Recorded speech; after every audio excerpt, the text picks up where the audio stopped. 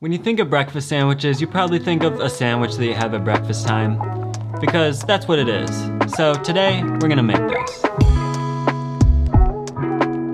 By popular demand, this week we're making breakfast sandwiches. For those of you that didn't see, I put up a poll on my channel last week asking what you wanted to see me make this week. So if you missed it, make sure to keep an eye out for those in the future. I'm definitely planning to do it more often to make sure I'm putting out the recipes that you guys wanna see. And as always, feel free to leave any requests or suggestions in the comments below.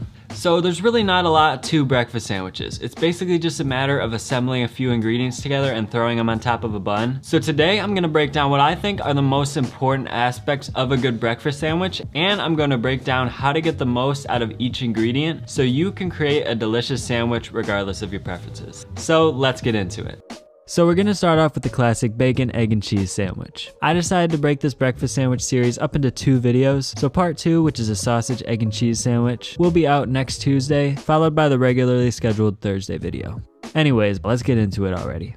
So we can use a single cast iron pan for this entire recipe. So because of that, we'll cook the bacon first since it needs to start out while the pan is still cold. Starting in a cold, heavy bottomed pan allows the bacon to heat up more slowly, so the fat renders out before the outer surface gets burnt. I cut my bacon strips into thirds before cooking, because for one thing, they'll fit better on the sandwich this way, but we're also making more efficient use of the space in the pan. Plus, the bacon lays flatter, so we'll get more even browning. So just cook the bacon over medium-low heat for a few minutes on each side until it's a little less crispy than you want it, because it'll crisp up even more after you take it off of the heat.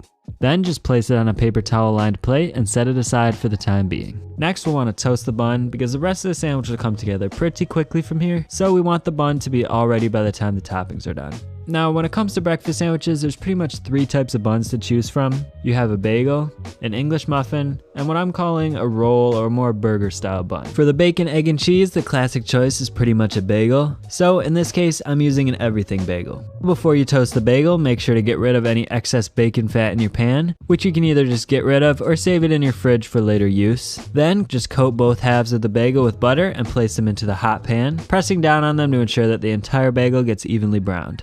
I'm not using anything too fancy here. This one is just a grocery store bagel for demonstration purposes, but that's not what I'd recommend that you use. Obviously, the better bagel you use, the better your sandwich will be. So once the bagel is done, remove it from the pan and immediately place a slice of American cheese between the 2 halves. This American cheese is going to provide a nice melty texture, and placing it on the hot bagel is going to give it a head start on melting. For those of you who don't like American cheese, you could use cheddar instead, but just keep in mind that it won't melt as well.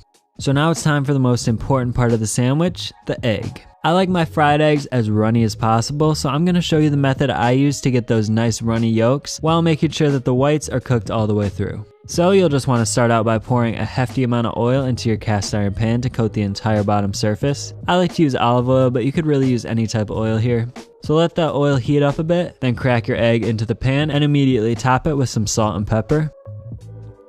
Next, you'll want to tip the pan to the side like so, and using a spoon, baste the egg with your hot oil. You want to avoid spooning the oil onto the yolk because the goal here is to cook the whites thoroughly without cooking the yolk too much. So just continue to baste until every part of the white is cooked all the way through. This is really the only technique you'll ever need to know if you like a runny yolk, because it not only ensures that the whites are cooked all the way through, but you're actually frying the egg, so you get a nice fluffy texture on the whites and some extra richness and flavor from the oil. So once the egg is finished, just open up your bagel, which should be covered in that nicely melted American cheese, and add your bacon, then top it with the egg. You can add another slice of American cheese if you'd like, but that's really all there is to it. It doesn't even need a sauce because there's already plenty of flavor as is, and the runny yolk provides that saucy texture once you cut into it.